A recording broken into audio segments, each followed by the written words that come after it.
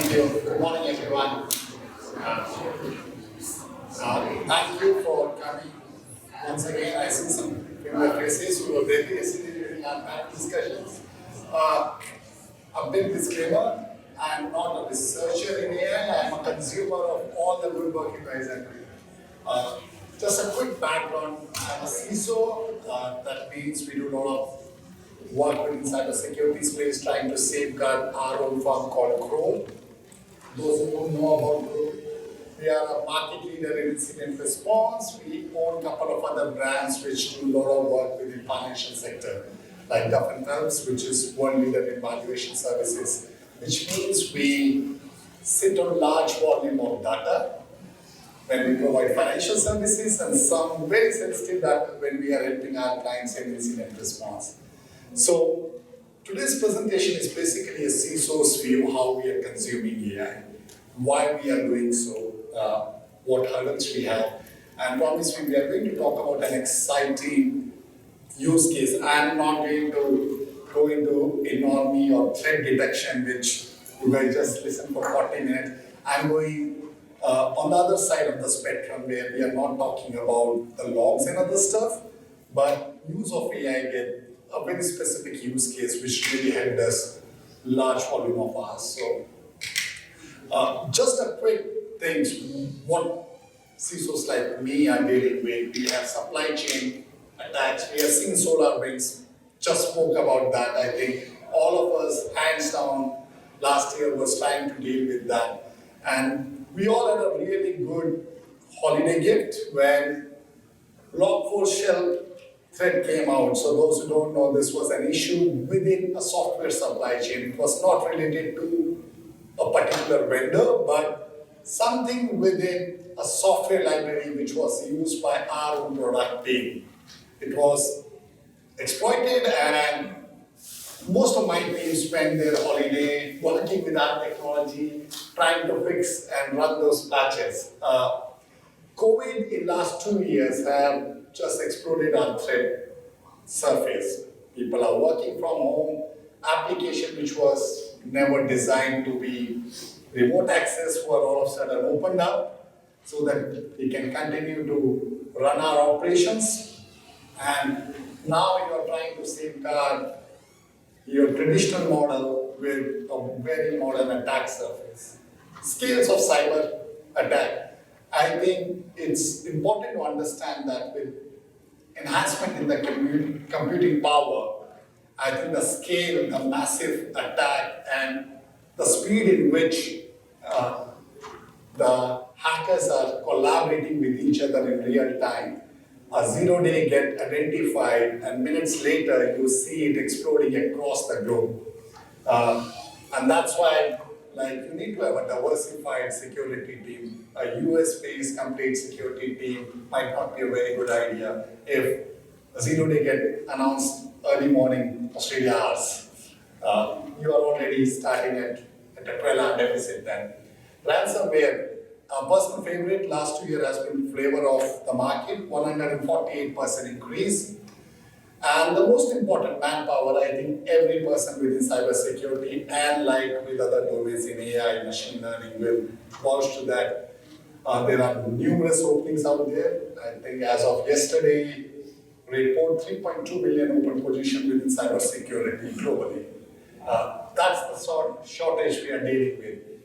And then the industry wants to adopt new technology. 5G is already been talked about, AI, machine learning, you name it. So that's further enhancing the complexity. This is coming as of last week. Those who haven't looked at the cost of breach report from IBM, it comes every year. I will highly recommend you to go and look at the average cost of data, which is 4.35 million. It's an increase of 2.6% from last year, and the average cost has climbed 12.7%. So I can tell you every board meeting or every executive briefing we go, a simple question is asked, are you going to have a data breach? And I haven't found a really good answer to that. I don't say no, I always say we are going to get breached at some point. I don't know when, I think the important thing is how quickly we can identify that, how quickly we can contain that, and how quickly we can recover from that. So, why we need AI and ML? You have just seen the challenges we are facing. It allows us to respond faster. It helps us to scale some of our capability to a level which was never the case with, or never possible with, having enough bodies on the floor. It has lowered the cost, and these are coming from Gartner number 12%. The use case we are going to actually talk about, we actually measured our return on investment on going and using AI in that. We had a 70% cost gain on that. It was a great success story to take to our board.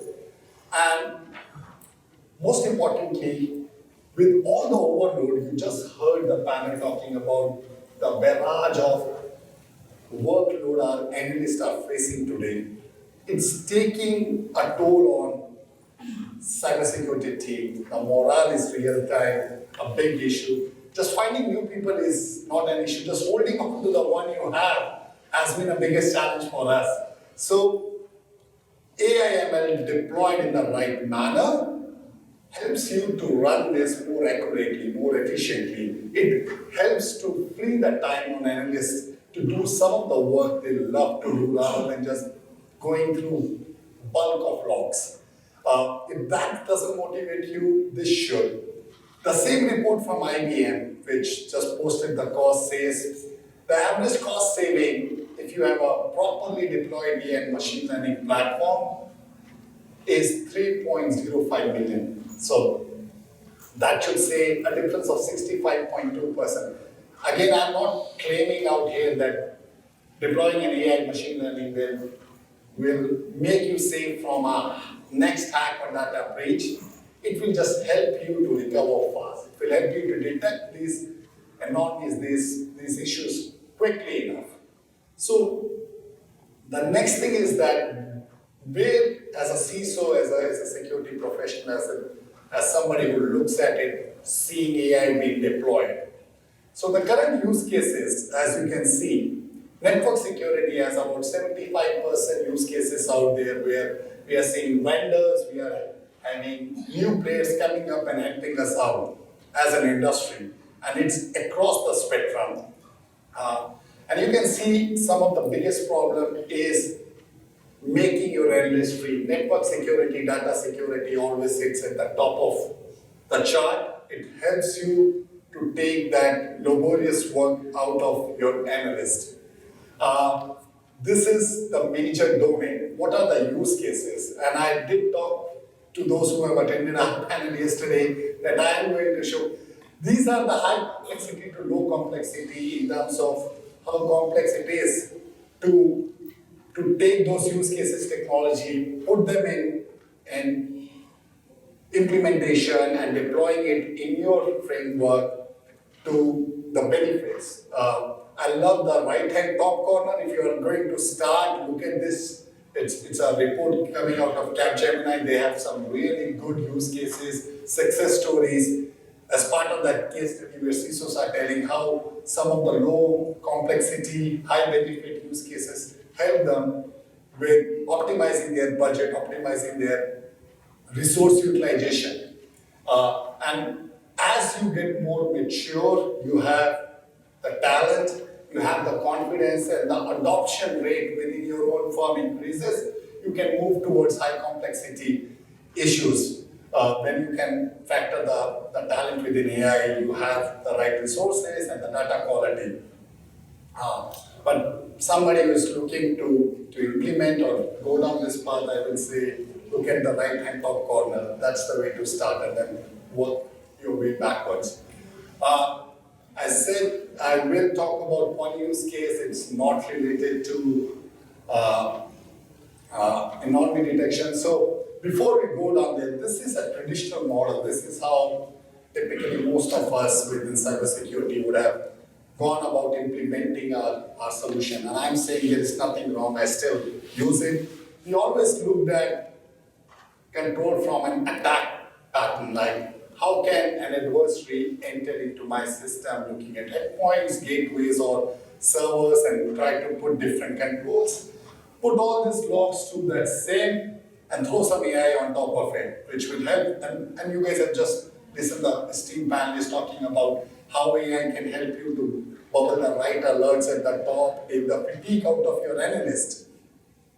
And we did this. We did this when we put a state-of-art security operation program internally at Kroll. We do a lot of this work for our clients also. So the volume we see if we don't deploy AI on a security operation system will be detrimental to our security team. But internally, because we were sitting on large data set and we believe, I personally believe, security by risk philosophy. That means I have 32 service lines. Some of them deal with highly sensitive data versus other deal with the data which is available in public domain. So we had to go down a path where we are trying to protect the most sensitive data or crown jewel versus allowing innovation and allowing the business which does not require that kind of restriction to go. So we started looking outwards. And that's what was our biggest use case of AI in the last 2 years. So that's the whole data set of our firm, or it can be your firm. We put a continuous monitoring, data discovery, classification, and I think if you would have heard the panel, the two of the biggest problem, classification of data and data tagging, like what does this data have? The circles out there is an indicator that certain engagement, certain service line had highly sensitive data.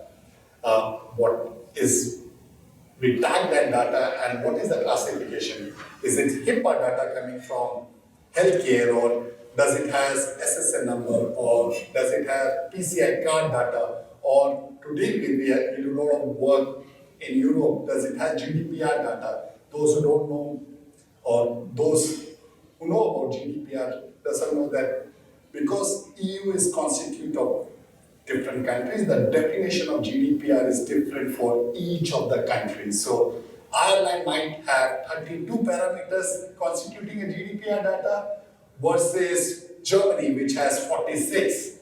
So you have to deal with that. So saying that, hey, this has GDPR data doesn't mean anything. And then you learn more about this classification depending upon the cases, the litigation, the judgments happening within European Court of Law. Every time there is a major technology service provider get litigation or class suit act in a court in EU, the technology service provider are fascinated to know the judgment, because that judgment will tell us how and what furthermore action needs to be done out there. So what we ended up doing, we put an AI-backed platform who did a classification. We took that data, ran it through our traditional team.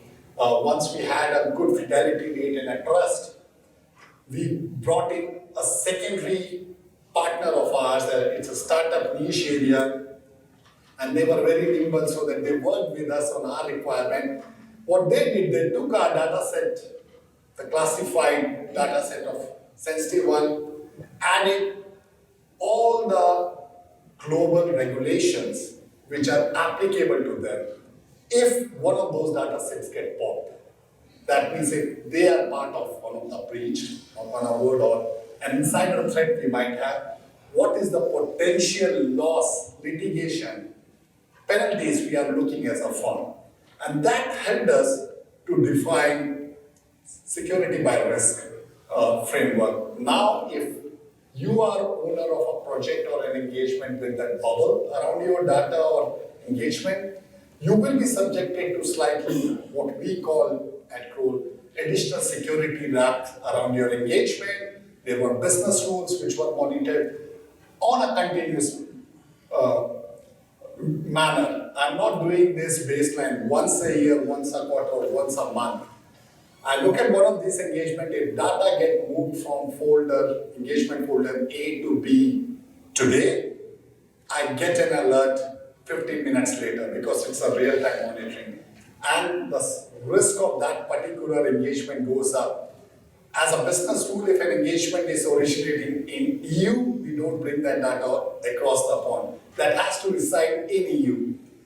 I have a consultant who got tagged to that project and he decided to move the data to his OneDrive, which is on my North America based tenant. I will get an alert. I can quarantine that folder, try to figure out what's going on, and then we can open it up once we have determined that we have taken the right action. So I can tell you, before deploying AI to do all this, what I just mentioned in a simple statement, where an engagement starts and MD open an opportunity and say, I'm getting a client A, it's based out of EU, I think the data will be sensitive, but I don't know what the data is. And trust me, on numerous times, we have now gone back to our clients and said, hey, by the way, you said to us, the data you're going to give me does not have any NPI or sensitive data. Here is a report on your own data.